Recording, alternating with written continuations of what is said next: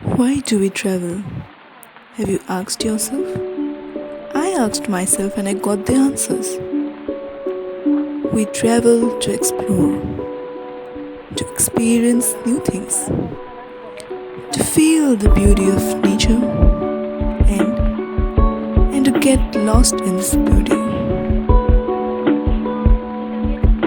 मन करता है परिंदों की तरह उड़ती फिरूं नील गगन में,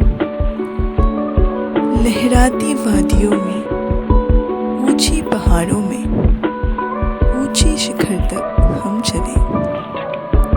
उठाए कंधों में बस्ता क्यों ना आज हम भी चले, थामे हाथों में हाथ हम चले, हम चले। चूमे इन राहों को बहती उन नदियों में, चलो हम भी बह चले, थामे हाथों में हाथ हम चले, हम चले।